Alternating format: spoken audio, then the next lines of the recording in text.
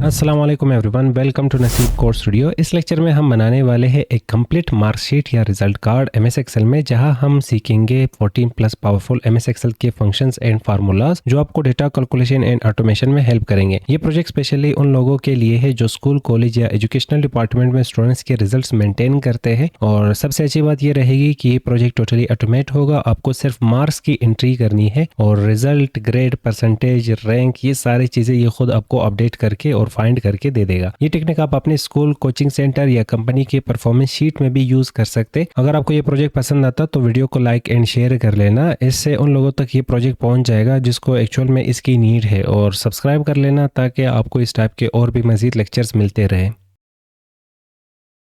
Sheet formatting बिल्कुल easy है, तो कुछ इसी टाइप का आप शीट को फॉर्मेट कर सकते हैं। जैसे कि मैं यहाँ पे एक नया शीट क्रिएट कर लेता हूँ। सबसे टॉप पे हमने यहाँ पे कुछ सेल्स सेलेक्ट करने हैं। सेल्स को सिलेक्ट करने के बाद हमने यहाँ पे इन सेल्स को मर्ज करना है। मल्टीपल सेल्स इनको एक बनाना है ताकि हम इसमें एक सिंगल टाइटल टाइप कर सके। तो इसके लिए टॉप पे क्लिक करते, अलाइनमेंट ग्रुप में आपको यहाँ पे मर्ज एंड सेंटर नाम का ऑप्शन मिलेगा, हमने इस पर क्लिक करना है। अब जो बैकग्राउंड है इस बॉक्स का बैकग्राउंड वो मुझे ब्लैक चाहिए, तो यहाँ पे क्लिक करके ब्लैक कलर चूज़ करते। और जो टेक्स्ट का कलर वो मुझे वाइट चाहिए, तो यहाँ पे क्लिक करके वाइट कलर टेक्स्ट यहाँ से चूज़ करते हैं। नेक्स्ट हमने यहाँ पे अलाइनमेंट में हॉरिजॉन्टल अलाइनमेंट सेंटर चूज़ किया है, तो वर्टिकल अलाइनमेंट भी यहाँ पे सेंटर चूज़ करते और यहाँ से टेक्स्ट को बोल्ड करते। और यहाँ से जो टेक्स्ट का साइज़ है वो हमने मैक्सिमम रखना है, जो कि 72 रहेगा। और अब यहाँ पे टाइप करते हैं रिजल्ट कार्ड। अब इसके बाद हमने यहाँ पे फर्स्ट रो को रहने देना है यहाँ पे खूबसूरती के लिए। नेक्स्ट रो में हमने वापस फॉर्मेटिंग स्टार्ट करनी है, तो नेक्स्ट रो और फिर ये लास्ट तक जहाँ तक हमें रिजल्ट कार्ड दिख रही होगी वहाँ तक हम सिलेक्शन करेंगे। यहाँ पे क्लिक करके सबसे पहले अलाइनमेंट सेंटर, और इसके बाद यहाँ पे बॉर्डर भी इसे देंगे। बैकग्राउंड कलर ब्लैक रहेगा और टेक्स्ट कलर यहाँ पे वाइट, और यहाँ से इसे बोल्ड भी करते हैं। अब जो फर्स्ट सेल है इसमें हमने टाइपिंग स्टार्ट करनी है, तो इस पर क्लिक करके यहाँ पे टाइप करते हैं रोल नंबर। और इसकी जो अगला सेल है इसमें यहाँ पे टाइप करते हैं नेम। और इसी तरह आगे आप यहाँ पे एंट्री करते जाए जितने भी चीज़ें आपको दिखाने होंगे रिजल्ट कार्ड में। नेक्स्ट यहाँ पे रोल नंबर में हमने पहला रोल नंबर खुद से टाइप करना है। मान लो यहाँ पे रोल नंबर स्टार्ट हो रहा है 1001 से, 1001 से, और यहाँ पे कोई नाम लिखा हुआ आ रहा है, जैसे कि हम यहाँ पे लिख लेते लकी।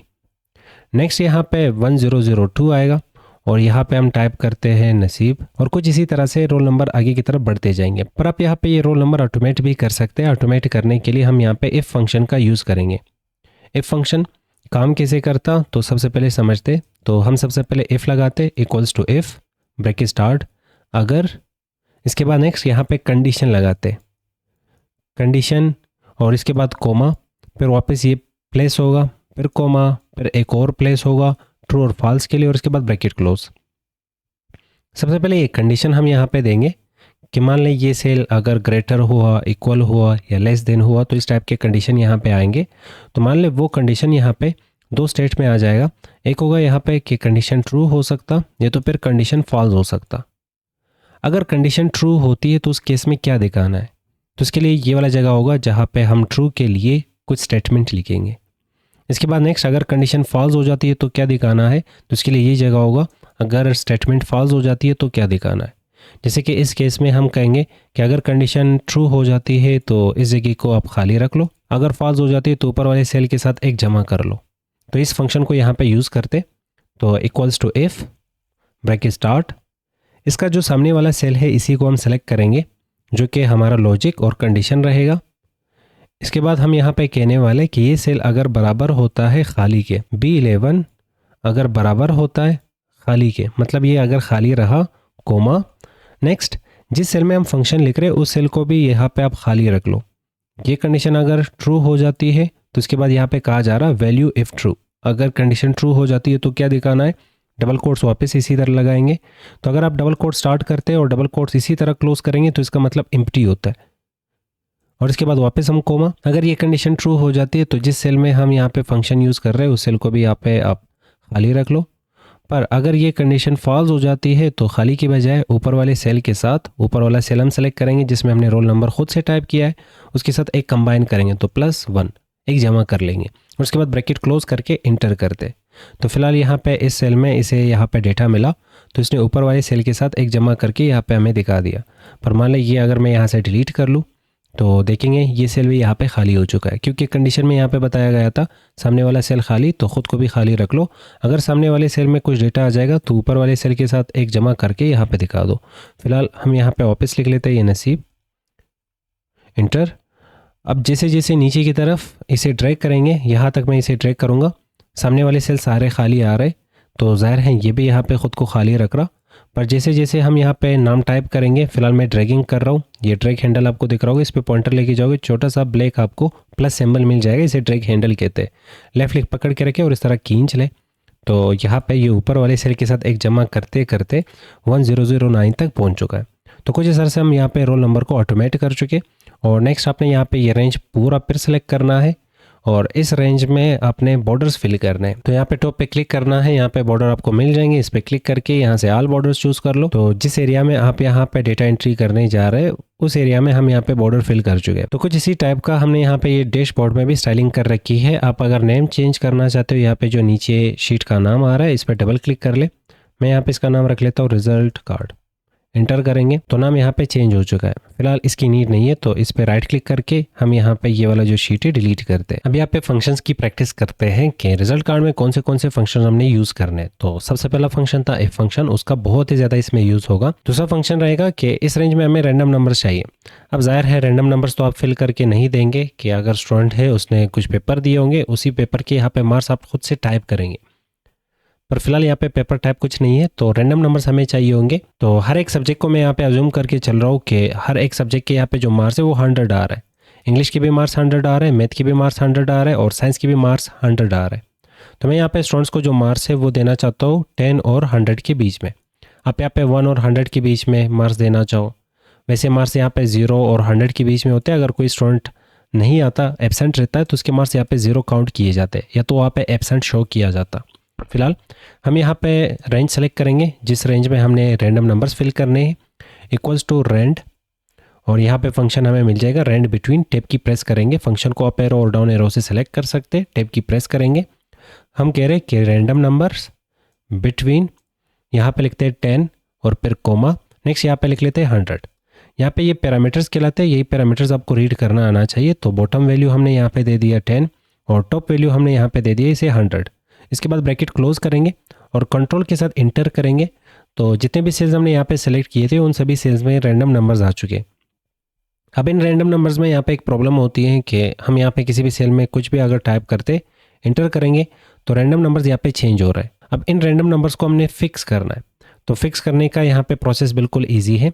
हम यहाँ पे ये नंबर्स यहाँ से डिलीट करते और ये रेंज सेलेक्ट करेंगे, कंट्रोल सी कॉपी करते हैं, कंट्रोल सी कॉपी, ये डेटा कॉपी करके कंट्रोल ऑल्ट और वी की प्रेस करेंगे तो आपके सामने यहाँ पे पेस्ट स्पेशल आ जाएगा। इनके ऑप्शंस हम आगे पढ़ेंगे। फिलहाल यहाँ पे हम वैल्यूज़ ऑप्शन चूज़ करेंगे इस रेंज में से और ओके सेलेक्ट करते हैं। तो हमने यहाँ पे इन नंबर्स को फिक्स कर लिया। इनके यहाँ पे बैकग्राउंड में फंक्शन मौजूद था, डबल क्लिक करेंगे, अब फंक्शन नहीं है, डायरेक्टली हमें यहाँ पे एक नंबर दिख रहा होगा। नेक्स्ट हमने यहाँ पे ऑब्टेन मार्क्स दिखाने हैं। टोटल मार्क्स कितने होंगे, तो यहाँ पे हम लिख लेते हैं 300। हर एक सब्जेक्ट के यहाँ पे 100 मार्क्स थे, टोटल मार्क्स यहाँ पे 300 बनते और इसे यहाँ पे नीचे तक डबल क्लिक करके यहाँ पे ड्रैग करते। ड्रैग कैसे कर रहे हैं, यहाँ पे ये जो ड्रैग हैंडल आपको दिख रहा है छोटा सा डॉट, इस पर डबल क्लिक करेंगे तो 300 सभी सेल्स के लिए यहाँ पे 300 ये लास्ट तक फिल कर लेगा। इसके बाद हमने यहाँ पे ऑब्टेन मार्क्स कि 300 में से इसने हर एक सब्जेक्ट में इतने इतने मार्क्स लिए, तो टोटल मार्क्स इसके कितने बनते हैं, ऑब्टेन मार्क्स हासिल कर द मार्क्स, तो equals to sum bracket start. अब यहाँ पे जो सब्जेक्ट स्टार्ट हो रहे हैं वो C10 से स्टार्ट हो रहे हैं और ख़त्म हो रहे हैं E10 पे। तो यहाँ पे लिखते हैं C10 और फिर कॉलन, शिफ्ट के साथ आप सेमी कॉलन वाली की प्रेस कर लो और फिर लिखते हैं यहाँ पे E10 और इसके बाद ब्रैकेट क्लोज करके इंटर। तो इसके यहाँ पे 300 में से 84 मार्क्स आ रहे हैं। डबल क्लिक करके इसे ड्रैग करेंगे तो बाकी स्टूडेंट्स के भी यहाँ पे मार्क्स निकल के आ जाएंगे। और इसके लिए एक शॉर्टकट की भी हम यूज़ कर सकते हैं। फिलहाल ये ऊपर वाला जो बार है इसे मैं इनेबल कर लेता हूँ, यहाँ पे ऑलवेज शो रिबन, क्योंकि आल्ट की आप प्रेस करोगे तो ये एक दफ़ा रिबन दिखा देगा, फिर उसके बाद शॉर्टकट की इनेबल करके आपको दे देता है। फिलहाल हम यहाँ पे इनको यहाँ पे जमा करना चाहते हैं तो अपने कीबोर्ड से आल्ट और इक्वल की प्रेस करेंगे। तो इसने रेंज में यहाँ पे खुद सेलेक्ट कर लिया कि C10 से स्टार्ट हो रहे नंबर्स और E10 पे ख़त्म। C10 से जस्ट पहले इसे टेक्स्ट मिला, इसने टेक्स्ट को यहाँ पे इग्नोर मारा और यहाँ तक इसने सेल्स को सिलेक्ट कर लिया। इसके आगे हम यहाँ पे फंक्शन यूज़ कर रहे हैं, ये सेल काउंट नहीं किया इसने, और एंटर करेंगे वापस वही सेम मार्क्स। डबल क्लिक करेंगे तो बाकियों का भी यहाँ पे जो ऑब्टेन मार्क्स है वो निकल के आ जाएंगे। ऊपर वाला बार नहीं चाहिए तो यहाँ से वापस इसे हाइड कर सकते। तो टोटल मार्क्स ये रहे और टोटल मार्क्स में से इन्होंने यहाँ पे इतने नंबर्स हासिल किए। अब नेक्स्ट हम यहाँ पे मिनिमम नंबर्स फाइंड करना चाहते हैं कि इसने अगर 3 पेपर दिए हैं तो इसके मिनिमम मार्क्स कितने आए, कम से कम मार्क्स कितने आए। तो इक्वल्स टू मिन ब्रैकेट स्टार्ट और फिर यही 3 सेल्स इसे सेलेक्ट करेंगे। 3 सब्जेक्ट्स आ रहे हैं इस केस में तो 3 सब्जेक्ट ही सिलेक्ट करेंगे। आपके केस में अगर 8 सब्जेक्ट होंगे तो 8 सब्जेक्ट के जितने भी मार्क्स होंगे वो सारे आप सेलेक्ट करेंगे। फिलहाल यहाँ पे इस रेंज को हमने सेलेक्ट कर लिया, इंटर करेंगे और यहाँ से डबल क्लिक तो हर एक स्टूडेंट के यहाँ पे मिनिमम मार्क्स ये निकाल के हमें दे देगा। नेक्स्ट हमें यहाँ पे काउंट भी करना है कि ओवरऑल इन्होंने कितने पेपर दिए, क्या किसी पेपर में ये एब्सेंट तो नहीं। तो यहाँ पे इक्वल्स टू फिर काउंट ब्रैकेट स्टार्ट, ये पहला रेंज वापस सेलेक्ट करेंगे। ये 3 सब्जेक्ट आ रहे तो 3 सेल ही सेलेक्ट करेंगे, इंटर करेंगे और डबल क्लिक करके इसे ड्रैग करते। अब टोटल यहाँ पे जो सब्जेक्ट्स है वो 3 है तो काउंट भी यहाँ पे हमें 3 दिखा रहा है क्योंकि सभी सब्जेक्ट के यहाँ पे मार्क्स आ रहे हैं। पर मान लें कोई स्टूडेंट यहाँ पे एब्सेंट रहा तो यहाँ पे आ जाएगा ए मीन्स एब्सेंट। तो काउंट में बताया जा रहा है कि टोटल सब्जेक्ट 3 थे पर इसने यहाँ पे 2 पेपर दिए।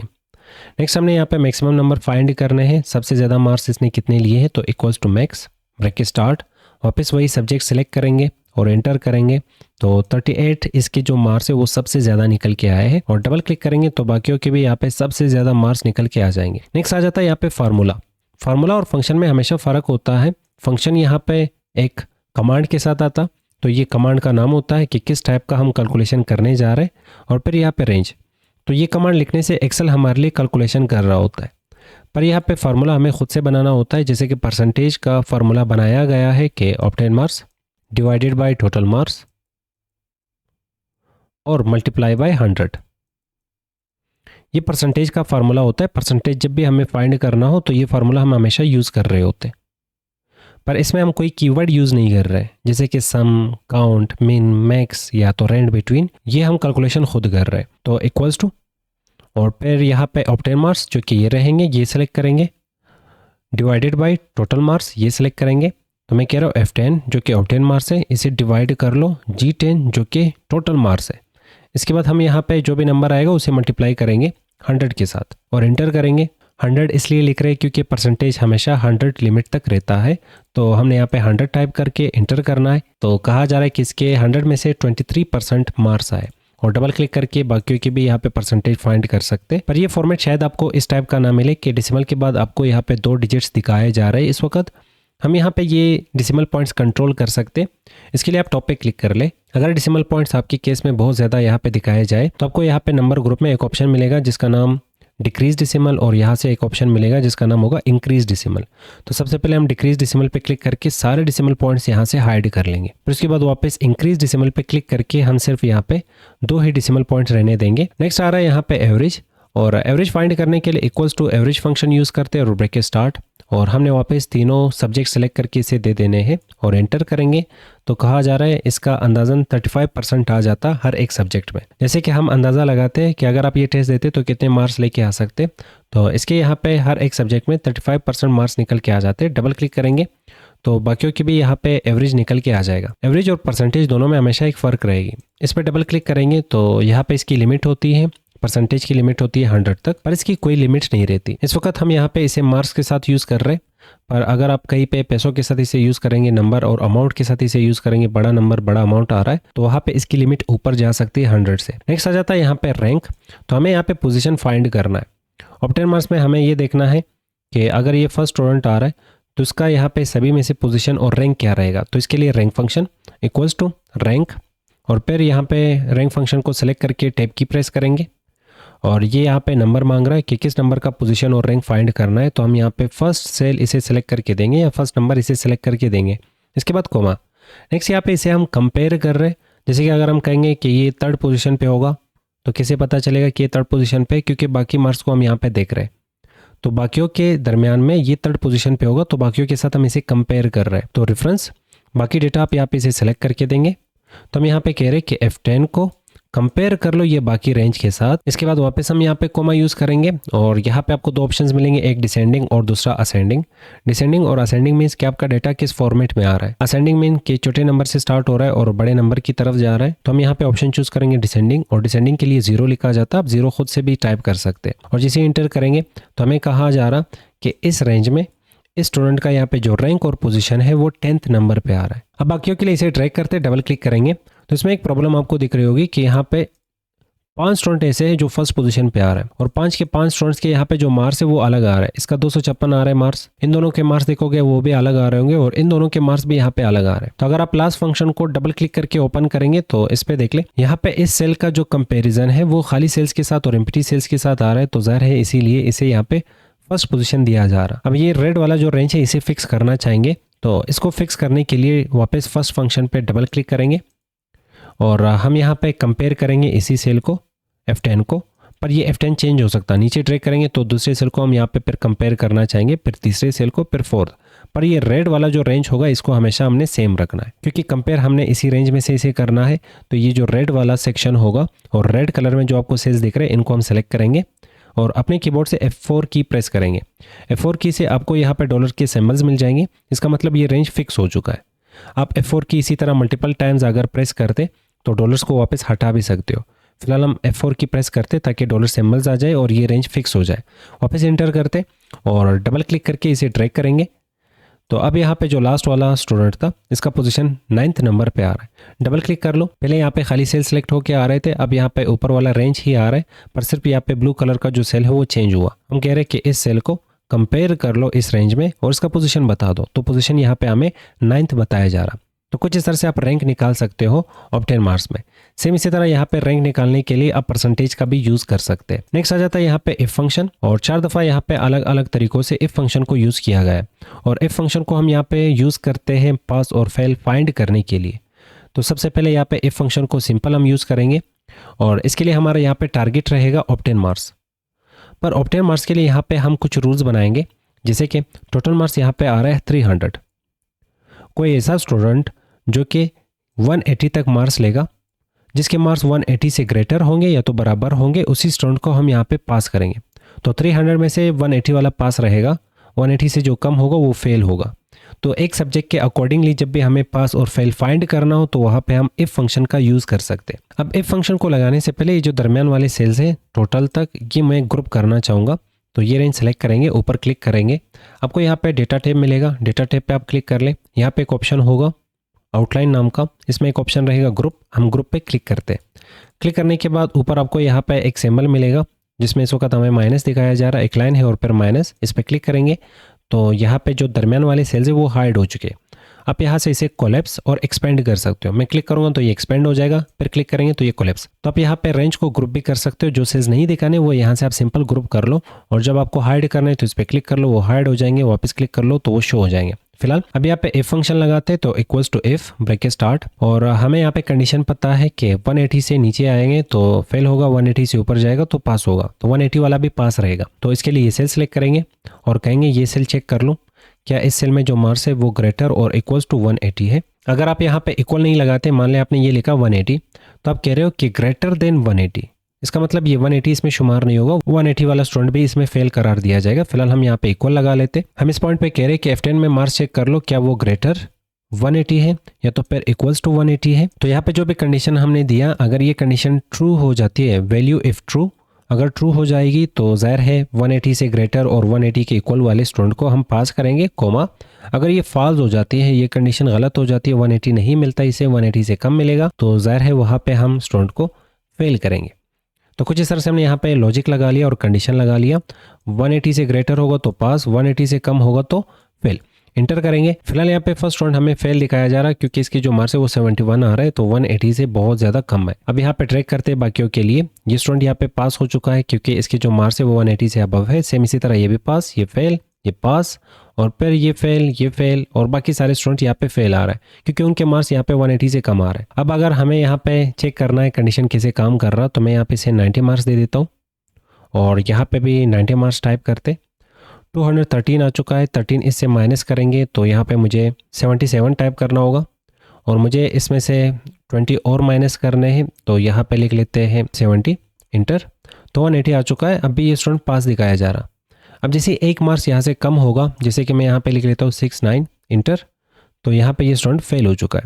तो 180 मिलेगा तो पास, 180 से कम हो जाएगा तो यहाँ पे हमें फेल शो होगा। तो जब भी आप एक सिंगल डेटा के बेस पे स्टूडेंट को पास और फेल करना चाहते हो तो वहाँ पे हम सिर्फ और सिर्फ इफ फंक्शन का यूज करते हैं। अगर मल्टीपल सब्जेक्ट आ रहे हैं और आप इफ फंक्शन यूज कर रहे हो तो इसमें एक प्रॉब्लम भी होगी, क्योंकि यहाँ पे 180 यहाँ पे लिमिट आ रहा है। तो यहाँ पे हर एक सब्जेक्ट के मार्क्स आ रहे हैं 100 100 100। तो अगर 2 सब्जेक्ट के मार्क्स यहाँ पे देखे जाए तो 200 हो जाता। तो 180 मार्क्स हासिल करने के लिए 2 सब्जेक्ट्स भी काफी होते हैं। जैसे कि मैं यहाँ पे इस सब्जेक्ट में स्टूडेंट को 0 मार्क्स दे देता हूँ और इस सब्जेक्ट में यहाँ पे 90 और इस सब्जेक्ट में भी यहाँ पे 90 देंगे तो ये स्टूडेंट यहाँ पे पास हो रहा है। इवन एक सब्जेक्ट में वो फेल है फिर भी यहाँ पे पास दिखाया जा रहा। तो अगर हमने यहाँ पे सब्जेक्ट के अकॉर्डिंग स्टूडेंट को पास और फेल करार देना है, जैसे कि यहाँ पे 100 मार्क्स है तो 100 में मिनिमम मार्क्स और पासिंग मार्क्स क्या होने चाहिए, तो मैं यहाँ पे रूल बना लेता हूँ कि 33 होने चाहिए और यहाँ पे भी रूल बनाते हैं कि 33 होने चाहिए। इसके लिए भी यहाँ पे मिनिमम मार्क्स और पासिंग मार्क्स 33 होंगे। तो इन सभी सब्जेक्ट्स में अगर मिनिमम मार्क्स आप 33 लेते हैं तब आप पास होंगे और मार्क्स 33 से कम होंगे तो वहाँ पे स्टूडेंट को फेल करना है। तो इसके लिए इफ मिन फंक्शन हम यूज़ करेंगे। तो equals to if bracket start और फिर मिन ब्रैकेट स्टार्ट। हमने यहाँ पे इसे डेटा दे देना है, जैसे कि ये रहा हमारा डेटा, और उसके बाद ब्रैकेट क्लोज करते हम कह रहे कि इस रेंज में से मिनिमम नंबर फाइंड कर लो। अब अगर हम वापस ये फंक्शन देख लें कि इन मिनिमम नंबर्स हमें क्या देगा, तो इस वक्त इसने मिनिमम नंबर देखा 0। तो अगर एक सेल में इसे 0 मिला 33 से तो कम है तो वापस स्टूडेंट को फेल कर लो। तो इसके सामने वापस इफ फंक्शन यूज़ करते ब्रैकेट स्टार्ट और यहाँ पे हम कहेंगे कि चेक कर लो यहाँ पे जो भी नंबर इसने फाइंड करके दिया क्या वो कम है 33 से। अब इस केस में हमने देखा कि 0 आ रहा है, 0 तो कम है 33 से। तो ये कंडीशन हमारे पास रहा, जो मार्क्स मिले क्या वो कम है 33 से। अगर कम है तो जाहिर है 33 से कम होने वाले स्टूडेंट्स को हम फेल करेंगे, नहीं तो 33 से ऊपर मार्क्स मिले तो वहाँ पे स्टूडेंट को पास किया जाए। तो ब्रैकेट क्लोज करके जैसे इंटर करेंगे तो फर्स्ट स्टूडेंट यहाँ पे फेल हो चुका है, क्योंकि एक सब्जेक्ट में इसकी जो मार्क्स है वो 33 से कम आ रहा है। अब जैसे मैं यहाँ पे 33 टाइप कर लूँ, यहाँ पे भी 33 टाइप कर लूँ, यहाँ पे भी 33 टाइप कर लूँ तो स्टूडेंट पास आ रहा है। इफ के केस में यहाँ पे फेल हो चुका है क्योंकि 180 से मार्क्स कम हो चुके हैं। फिलहाल यहाँ पे हमें पास दिखाया जा रहा है क्योंकि तीनों सब्जेक्ट्स में इसने पासिंग मार्क्स हासिल किए। किसी भी एक सब्जेक्ट में अगर इसके मार्क्स एक भी कम हो जाती, जैसे कि 32 आया, यहाँ पे इंटर करेंगे तो यहाँ पे स्टूडेंट फेल हो जाएगा। डबल क्लिक करेंगे तो बाकी स्टूडेंट्स के भी यहाँ पे ये हमें पास और फेल दिखा देगा। तो जब भी सारे सब्जेक्ट एक जैसे मार्क्स ले रहे हो और सभी सब्जेक्ट के एक जैसे पासिंग मार्क्स हो तो वहाँ पे हम इफ मिन फंक्शन से अपना काम निकाल सकते हैं। तो वहाँ पे पास और फेल निकालने के लिए हम इफ मिन फंक्शन का यूज कर सकते हैं। पर मान लें यहाँ पे सब्जेक्ट्स अलग अलग हो जाते हैं, जैसे कि मैं यहाँ पे क्लिक करके कंट्रोल प्लस मतलब एक और कॉलम इंसर्ट करते और इसमें यहाँ पे हम हिस्ट्री लिख लेते। हिस्ट्री एक टॉपिक और हिस्ट्री के जो मार्क्स होंगे वो मैं यहाँ पे रख लेता हूँ 75। अब यहाँ पे इस रेंज में हमें 10 और 75 के बीच में नंबर्स इंटर कर रहे हैं तो इक्वल्स टू रेंज बिटवीन लिखेंगे 10 कोमा और फिर 75 कंट्रोल के साथ इंटर। हमने कंट्रोल के साथ इंटर करना था पर कोई बात नहीं, यहाँ से ड्रैग करते और इसी रेंज को सिलेक्ट करके control C copy, control alt V और यहाँ से वैल्यूज चूज करेंगे ओके, ताकि ये नंबर्स चेंज नहीं हो। तो यहाँ पे टोटल मार्क्स 75 आ रहे हैं, तो इसमें पासिंग मार्क्स कम होंगे क्योंकि इनमें यहाँ पे पासिंग मार्क्स 33 आ रहे थे, तो इसमें पासिंग मार्क्स यहाँ पे हम 27 रख लेते हैं, 27। अब यहाँ पे इफ मिन फंक्शन को देख ले, जैसे कि इसमें 33 आ रहे हैं और इसमें पासिंग मार्क्स हम दे देते हैं इसे 27 और इसमें भी पासिंग मार्क्स इसे दे देते हैं 33। अब गौर कर ले, ये अब भी यहाँ पे फेल दिखा रहा क्योंकि यहाँ पे 33 मिला, इन दोनों में भी 33 मिला, यहाँ पे भी ये 33 ढूंढ रहा है क्योंकि हमने सिंगल कंडीशन सभी सेल्स के रिलेटेड दिया है कि सभी सेल्स में यहाँ पे आपको हमेशा 33 फाइंड करना है। अब अगर हमें हर एक सेल के रिलेटेड अलग अलग लॉजिक और कंडीशन देना है तो वहाँ पे इफ मेन फंक्शन काम नहीं करता। हर एक सब्जेक्ट के लिए अलग अलग कंडीशन देने के लिए हम यहाँ पे इफ एंड फंक्शन का यूज कर सकते हैं। तो equals to if bracket start and bracket start, पहला सेल और पहला सब्जेक्ट इसे सेलेक्ट करके देंगे और यहाँ पे कहेंगे कि ग्रेटर देन और इक्वल्स टू 33 होना चाहिए ये सेल, कोमा नेक्स्ट यहाँ पे सेल सेलेक्ट करेंगे और यहाँ पे कहेंगे कि ये सेल ग्रेटर देन और इक्वल्स टू 27 होना चाहिए। तो यहाँ पे हमने अलग लॉजिक लगाया और अलग कंडीशन और यहाँ पे हमने अलग कंडीशन लगाया। सेम इसी तरह यहाँ पे बाकी जो दो सब्जेक्ट रह जाते हैं उनको भी सिलेक्ट करके ग्रेटर देन और इक्वल्स टू 33। सेम इसी तरह यहाँ पे लास्ट सब्जेक्ट सिलेक्ट करेंगे और इसमें भी वही सेम ग्रेटर देन और इक्वल्स टू 33, ब्रैकेट क्लोज करेंगे और फिर एक कोमा यूज करेंगे। तो जितने भी आपने यहाँ पे लॉजिक्स दिए, लॉजिक्स के बाद ब्रैकेट को क्लोज करके आपने यहाँ पे एक कोमा यूज करना है। तो यहाँ पे हमने मल्टीपल लॉजिक्स दिए, अगर ये मल्टीपल लॉजिक्स ट्रू हो जाते तो क्या दिखाना है, जैसे कि मार्क्स अगर बराबर हो जाते या तो इससे ग्रेटर, मार्क्स अगर इससे ग्रेटर या तो बराबर, तो जाहिर है ग्रेटर या तो बराबर तो हमें उस स्टूडेंट को पास करना है। तो यहाँ पे डबल कोट्स में लगा लेंगे पास और फिर कोमा नेक्स्ट हम यहाँ पे वापस लिखेंगे फेल, मतलब इनमें से कोई भी सब्जेक्ट अगर रह जाता, मार्क्स यहाँ पे इक्वल और ग्रेटर नहीं मिलते, कम मिलते हैं, तो वहाँ पे स्टूडेंट को फेल किया जाए। तो डबल कोट हम यहाँ पे लगा लेते और जैसे ही इंटर करेंगे तो फर्स्ट स्टूडेंट यहाँ पे पास हो चुका है, क्योंकि इसके सारे मार्क्स यहाँ पे मैच हो रहे हैं, ग्रेटर और इक्वल हो रहे हैं, वो पासिंग मार्क्स है। पर जैसे मैं यहाँ पे इसे मार्क्स दे देता हूँ 26 और इंटर, तो ये स्टूडेंट यहाँ पे फेल हो चुका है, क्योंकि पासिंग मार्क्स से ये नीचे जा चुका। सेम इसी तरह अगर हम यहाँ पे लिख लेते हैं 32 और इंटर, तो पासिंग मार्क्स से ये नीचे जा चुका और यहाँ पे स्टूडेंट को फेल करार दिया। तो हम इफ एंड फंक्शन का यूज करके हर एक सब्जेक्ट के रिलेटेड अलग अलग यहाँ पे कंडीशन और लॉजिक्स लगा सकते हैं। अगर आपके केस में कोई ऐसा सब्जेक्ट है जिसमें मैक्सिमम मार्क्स 50 आ रहे हैं, तो वहाँ पे मिनिमम मार्क्स शायद आपको 17 मिलते या तो फिर 18 मिल जाते। तो वहाँ पे फिर इस तरह आप चेक करेंगे कि ये सेल चेक कर लो, इसमें मार्क्स 17 आने चाहिए, पासिंग मार्क्स 17, या तो फिर पासिंग मार्क्स 18 आने चाहिए। फिलहाल इस केस में ऐसा कुछ नहीं है, अगर आपके केस में आता तो आप कुछ इस तरह से उस सेल के लिए भी लॉजिक लगा सकते। तो हम यहाँ पे वापस 33 टाइप करते और इंटर। अब इफ एंड फंक्शन में भी यहाँ पे एक प्रॉब्लम होगी, क्योंकि ये एक सेल के रिलेटेड एक ही कंडीशन यहाँ पे चेक कर रहा है, और वो कंडीशन अगर ट्रू हो जाती है तभी यहाँ पे स्टूडेंट को पास किया जाएगा, वरना स्टूडेंट फेल हो जाता है। पर मान ले कोई ऐसा स्टूडेंट जो कि उस सब्जेक्ट में एब्सेंट रहा, जैसे कि इस सब्जेक्ट में यहाँ पे ये वाला जो स्टूडेंट है वो एब्सेंट है, और एंटर करेंगे, अभी भी यहाँ पे ये हमें पास दिखा रहा, तो यहाँ पे इफ एंड फंक्शन फेल हो जाता, क्योंकि हमें एक सेल के रिलेटेड डबल कंडीशंस देने होंगे। एक सेल में अगर उसे एब्सेंट मिल जाता, या तो फिर मार्क्स मिनिमम मार्क्स यहाँ पे 33 थे, अगर मार्क्स 33 से कम हो जाते तो इन दोनों केसेस में स्टूडेंट को फेल किया जाए। तो इसके लिए फिर इफ एंड फंक्शन हम यूज़ नहीं करते, दोनों कंडीशंस में से कोई एक कंडीशन अगर फाइंड किया जाए तब स्टूडेंट को फेल किया जाए, तो फिर वहाँ पे हम इफ और फंक्शन का यूज़ करते।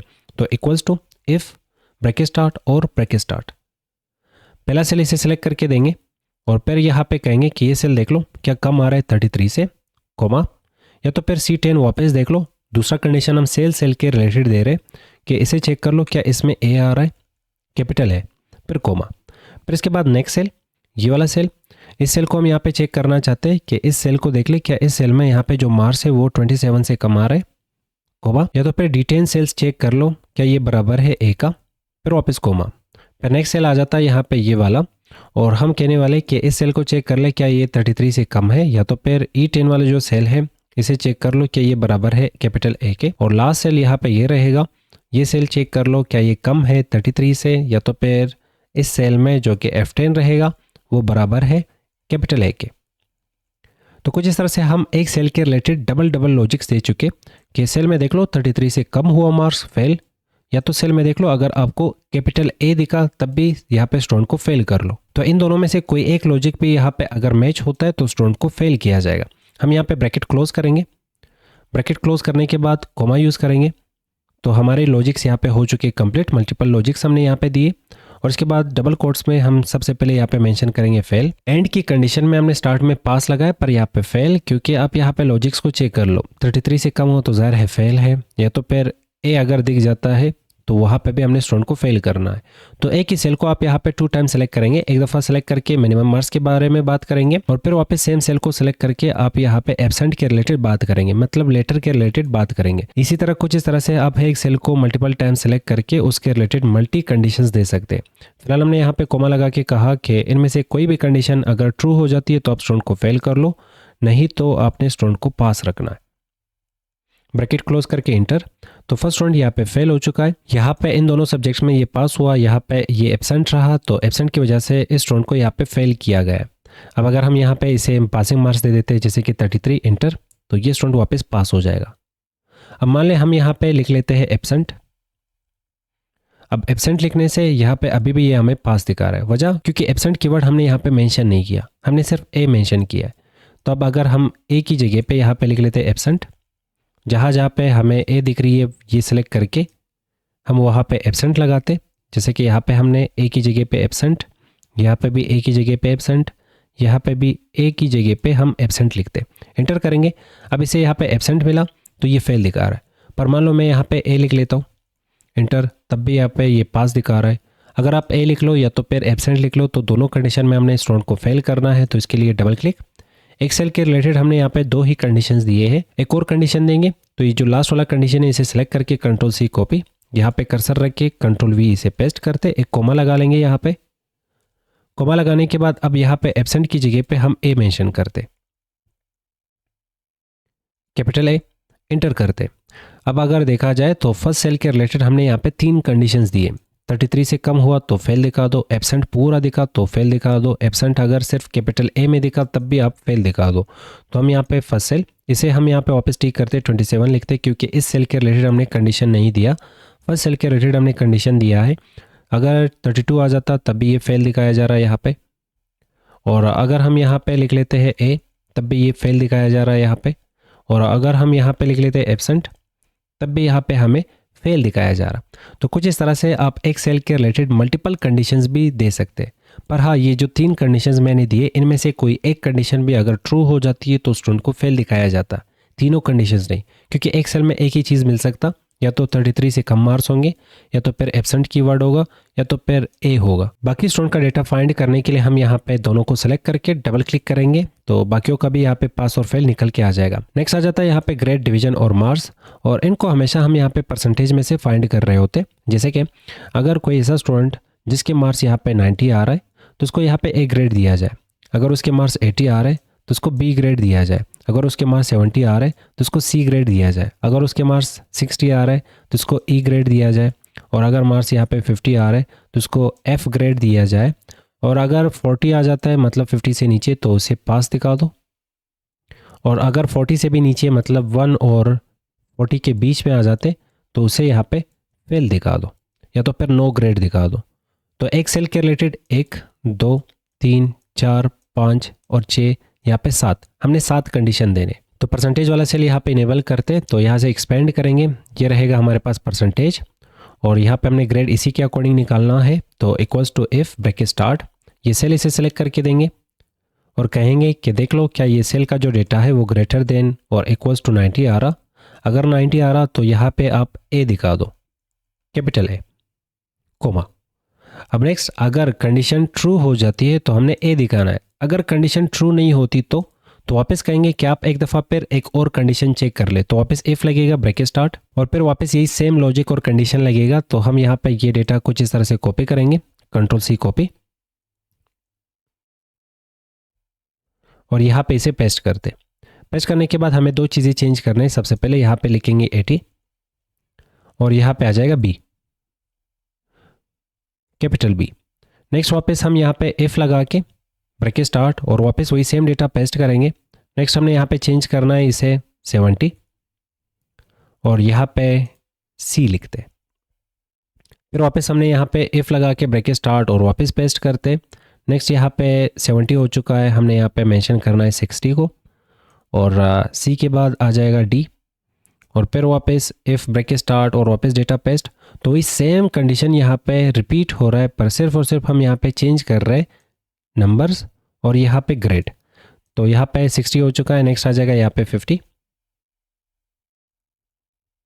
और डी के बाद आ जाएगा यहाँ पे ई, वापस इफ ब्रैकेट स्टार्ट और यहाँ पे ई के बाद एफ, और 50 हो चुका है, यहाँ पे 40 मेंशन करते। एफ तक जाने के बाद नेक्स्ट अगर 40 से नीचे आ जाते तो उनके लिए हमने यहाँ पे मेंशन करना है नो ग्रेड। तो यहाँ पे वापस हमें इफ़ लगाने की ज़रूरत नहीं है, ज़ाहिर है अगर 90, 80, 70, 60, 50 और 40 मिल जाता तो उनके लिए हम यहाँ पे डिफ़ाइन कर चुके हैं कि आपको क्या दिखाना चाहिए, कौन सा ग्रेड दिखाना चाहिए। पर यहाँ पे रह जाता है 40 से नीचे वाले, तो 40 से नीचे वालों के लिए हम यहाँ पे सिर्फ लिखेंगे नो ग्रेड। लास्ट कंडीशन हम दे चुके हैं कि 40 के इक्वल और 40 से अबव जो भी आपको परसेंटेज मिलेगा उसके लिए आप हमेशा एफ ग्रेड मेंशन करेंगे, और बाकी रह जाते 40 से नीचे वाले तो उनके लिए नो ग्रेड मेंशन कर लो। एफ के बाद कोमा, जिसे आप कोमा यहाँ पे यूज़ करेंगे। नेक्स्ट आपको यहाँ पे कहा जा रहा है कि वैल्यूज़ इफ़ फॉल्स, और इसके लिए हमने यहाँ पे नो ग्रेड मेंशन कर लिया। अब जितनी दफ़ा आपने ब्रैकेट को ओपन किया उतनी दफ़ा आप ब्रैकेट को क्लोज करेंगे। तो 1, 2, 3, 4, 5 और 6 दफ़ा हमने इफ फंक्शन लगाया है, तो 6 दफ़ा हम यहाँ पे ब्रैकेट को क्लोज करेंगे। तो लास्ट ब्रैकेट यहाँ पे ब्लैक कलर का रहता है, तो जैसे ही ब्लैक कलर का ब्रैकेट यहाँ पे क्लोज हो जाएगा तो समझ ले यहाँ पे ब्रैकेट क्लोज हो चुके। इंटर करेंगे तो फर्स्ट राउंड के लिए यहाँ पे नो ग्रेड निकल के आ चुका, क्योंकि इसकी जो परसेंटेज है वो 40 से नीचे आ रहा है। अब बाकियों के लिए हम यहाँ पे ड्रैग करेंगे तो बाकियों की यहाँ पे ग्रेड्स आपको दिख जाएंगे। तो ग्रेड निकालने के लिए हमने एक ही परसेंटेज वाले सेल के रिलेटेड मल्टीपल कंडीशंस दे दिए। सेम इसी तरह डिवीजन निकालने के लिए भी आप एक ही सेल के रिलेटेड मल्टीपल कंडीशंस देंगे, और ये आपका होमवर्क रहेगा। आप यहाँ पे इक्वल्स टू इफ फंक्शन लगाएंगे और फिर ब्रैकेट स्टार्ट। ब्रैकेट स्टार्ट करने के बाद हमने यहाँ पे पहला कंडीशन दे देना है कि इस सेल में देख लो क्या जो मार्क्स है और जो परसेंटेज है वो 70 से अबव आ रहा है। अगर 70 से अबव आ रहा है तो आप यहाँ पे दिखा दो फर्स्ट, तो ये फर्स्ट क्या रहेगा, फर्स्ट डिवीजन। इसी तरह कॉमा, और ये चीज़ आप यहाँ पे कुछ इस तरह से सेलेक्ट करके कंट्रोल सी कॉपी करेंगे और कंट्रोल वी पेस्ट। सिर्फ आपको यहाँ पे दो जगहों पे चेंज करना है। पहला कि यहाँ पे हमने मेंशन करना है 60, और यहाँ पे हम लिख लेते हैं सेकंड डिवीजन रहेगा। अगर 60 से अबव और 70 से नीचे रहेगा तो सेकंड डिवीजन, और यहाँ पे हमने एक कॉमा यूज़ करना है ताकि ये फॉर्मेटिंग लेके आ जाए। और फिर वापस यही सेम चीज़ आप यहाँ पे कंट्रोल सी कॉपी करेंगे और कंट्रोल वी पेस्ट करेंगे। पेस्ट करने के बाद आपने यहाँ पे थर्ड डिवीजन मेंशन करना है और मार्क्स यहाँ पे 40 लिख लेंगे, और 40 से जो भी नीचे होंगे वो आप यहाँ पे मेंशन करेंगे फेल या तो फिर नो डिवीजन। डिवीजन निकालना आपका होमवर्क रहेगा और ये आप कंप्लीट कर लेंगे तो कैसे आप एक सेल के रिलेटेड मल्टीपल कंडीशंस दे सकते हैं वो आप ग्रेड में यहाँ पे सीख चुके हैं। नेक्स्ट आ जाता है यहाँ पे रिमार्क्स। सबसे पहले यहाँ पे परसेंटेज को टारगेट करेंगे और देखेंगे कि जो परसेंटेज है वो 80 से ऊपर होना चाहिए। अगर 80 से ऊपर है तो यहाँ पे एक कीवर्ड मेंशन कर लो, जैसे कि एक्सलेंट, कॉम्प्लीमेंट देना है कि एक्सलेंट या तो गुड जॉब। और अगर यहाँ पे 65 आ रहा है तो 65 वालों के लिए हम यहाँ पे गुड लिखते हैं, और अगर 65 से नीचे आ जाता मतलब 40 और 65 के बीच में है मार्क्स, तो वहाँ पे उसके लिए हम एवरेज मेंशन करेंगे, एवरेज कि स्टूडेंट एवरेज है। और अगर परसेंटेज 40 से नीचे चला जाता तो वहाँ पे हम नीड इम्प्रूवमेंट या तो फिर हम फेल मेंशन कर सकते हैं, जैसे कि equals to if bracket start, और ये सेल हम सेलेक्ट करेंगे और देखेंगे कि ये सेल ग्रेटर या तो फिर इक्वल्स टू 80 है। अगर 80 है तो इस सेल में यहाँ पे आप दिखा दो कॉमा लगा के, इस सेल में आप दिखा दो एक्सलेंट, तो यहाँ पे आप दिखा दो एक्सलेंट। एक्सलेंट का स्पेलिंग गलत हो सकता पर कोई नहीं। नेक्स्ट वापस हम इफ फंक्शन लगा के सेम सेल सेलेक्ट करेंगे और सेम सेल सेलेक्ट करके यहाँ पे नेक्स्ट चेक करेंगे कि ग्रेटर देन और इक्वल्स टू, अगर ये 60 आ रहा तो एक काम कर लो यहाँ पे गुड दिखा दो, और फिर नेक्स्ट और लास्ट इफ लगा के हम ये सेल सेलेक्ट करेंगे और देखेंगे कि ग्रेटर देन और इक्वल्स टू मार्क्स अगर 40 आ रहे तो यहाँ पे मेंशन करेंगे कि स्टूडेंट यहाँ पे एवरेज आ रहा, और लास्ट यहाँ पे हम मेंशन करते हैं कि स्टूडेंट फेल हो चुका है। तो अगर परसेंटेज 40 से नीचे गिर जाता तो स्टूडेंट को फेल दिखा दो। तो जितनी दफ़ा ब्रैकेट को ओपन किया उतनी टाइम्स हमने ब्रैकेट को यहाँ पे क्लोज करना है। तो ये फर्स्ट कंडीशन 80 से ऊपर तो एक्सलेंट दिखा दो। दूसरा कंडीशन 60 से ऊपर या तो 60 के इक्वल तो गुड दिखा दो। अगर 40 से ऊपर या तो 40 के इक्वल तो एवरेज दिखा दो। अगर 40 से नीचे चला जाता तो वहाँ पे स्टूडेंट को फेल दिखा दो, या तो कोई ऐसा कीवर्ड जो कि यहाँ पे मेंशन होना चाहिए वो कीवर्ड आप यहाँ पे दिखा सकते हैं। फिलहाल इंटर करेंगे तो फर्स्ट स्टूडेंट को यहाँ पे फेल किया गया है क्योंकि इसके मार्क्स 40 से नीचे आ जाता।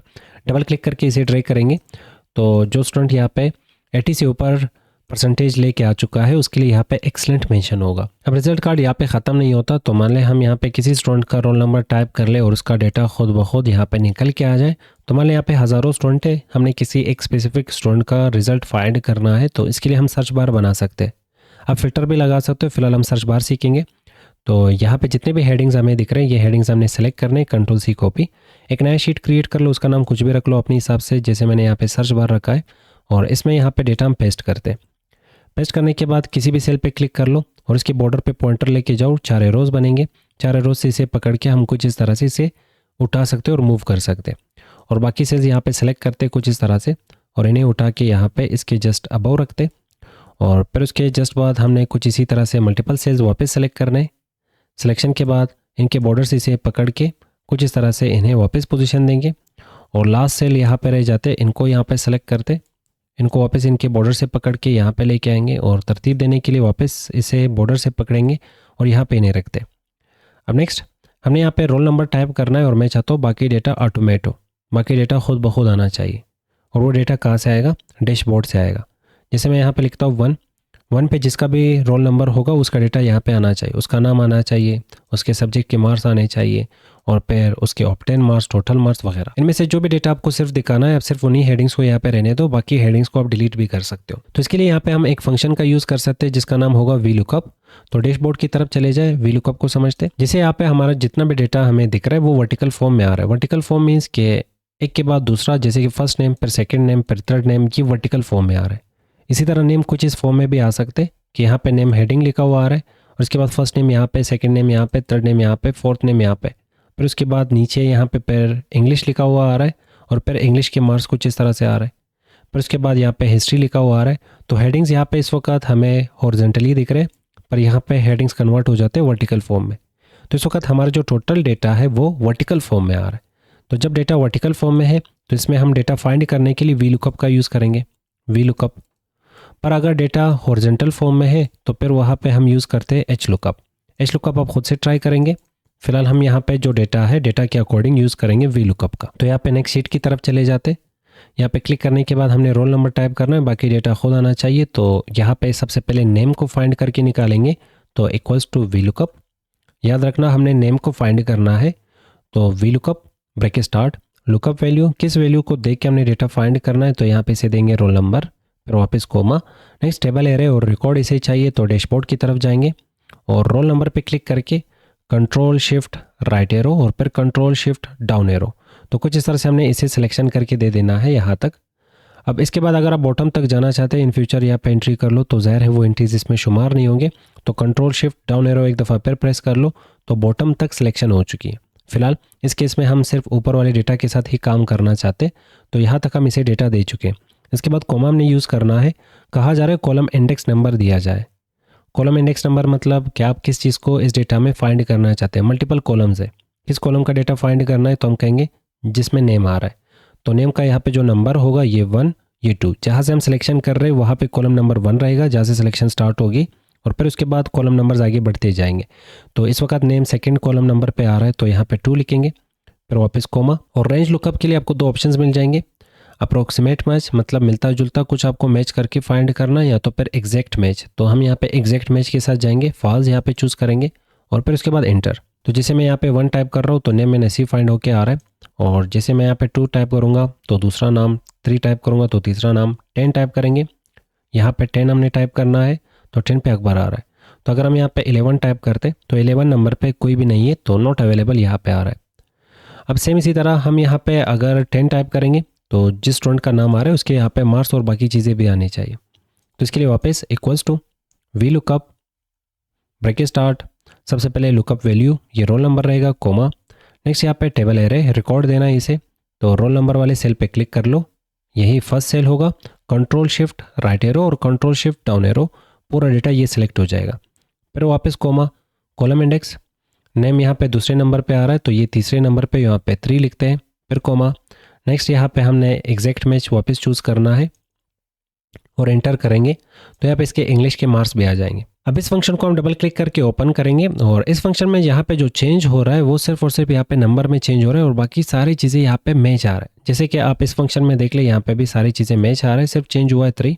यहाँ पे भी डबल क्लिक करके सारी चीज़ें मैच आ रहा है, सिर्फ चेंज हुआ है यहाँ पे नंबर, कॉलम नंबर यहाँ पे सिर्फ चेंज हो रहा है। रोल नंबर वाले सेल को फिक्स करने के लिए F4 की यहाँ पे प्रेस करते हैं, और ये डैशबोर्ड फिक्स करने के लिए और ये रेंज फिक्स करने के लिए हम F4 की वापस प्रेस करते और इसके बाद इंटर करेंगे। इंटर करने के बाद इसे इस तरह आगे की तरफ ड्रैग करेंगे, और सिर्फ हमें पता है कि चेंज करेंगे कॉलम नंबर, तो डबल क्लिक करेंगे, ये कॉलम नंबर 3 हो जाएगा, और फिर यहाँ पे आ जाएगा कॉलम नंबर 4, यहाँ पे आ जाएगा कॉलम नंबर 5, और यहाँ पे आ जाएगा कॉलम नंबर 6, यहाँ पे आ जाएगा कॉलम नंबर 7, यहाँ पे आ जाएगा कॉलम नंबर 8।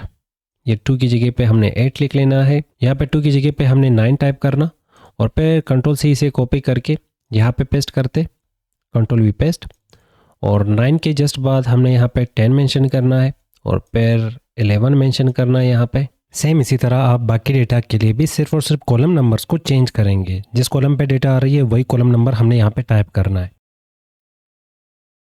तो मैं यहाँ पे कॉलम नंबर चेंज कर चुका हूँ, और यहाँ पे टोटल डेटा हमें दिखाया जा रहा, तो सिर्फ हम यहाँ पे रोल नंबर चेंज करेंगे, जैसे 9 इंटर, तो पूरा डेटा यहाँ पे चेंज होगा। यहाँ पे मैं लिख लेता हूँ 6 और एंटर, और यहाँ पे लिखते हैं 1 और एंटर, तो पूरा डेटा इसके साथ यहाँ पे चेंज हो रहा है। तो कुछ इस तरह से आप वी लुकअप का यूज़ करके डेटा को यहाँ पे फिल्टर भी कर सकते हो और अपना एक सर्च बार बना सकते हो, जैसे मैं यहाँ पे बना चुका हूँ। सिर्फ आपको यहाँ पे रोल नंबर टाइप करना है। अगर आप चाहते हैं कि इनमें से ये सारे हेडिंग्स मुझे नहीं दिखाना, ये पूरा डेटा नहीं दिखाना, तो बाकी कॉलम्स को आप यहाँ पे डिलीट कर सकते हो, पर याद रख ले सिर्फ उस कॉलम का आपको नंबर याद होना चाहिए जिस कॉलम में वो डेटा आ रहा है। जैसे कि ये लास्ट वाला जो कॉलम है, डबल क्लिक करेंगे, जैसे इस कॉलम का यहाँ पे नंबर 21 आ रहा है, सेम इसी तरह जिस कॉलम के थ्रू आप यहाँ पे पास और फेल फाइंड करना चाहते हैं उस कॉलम का आपको नंबर पता होना चाहिए। और नंबर फाइंड करने के लिए इजी, आप डैशबोर्ड की तरफ जाएंगे, सिंपल कॉलम नंबर फाइंड करना बिल्कुल इजी है। जैसे कि ये रहेगा हमारा कॉलम नंबर 1 2 3 4 5, ये 5, ये 6, 7, 8, 9, 10, 11, 12, 13, 14, 15, 16 और ये 17, लास्ट में 18।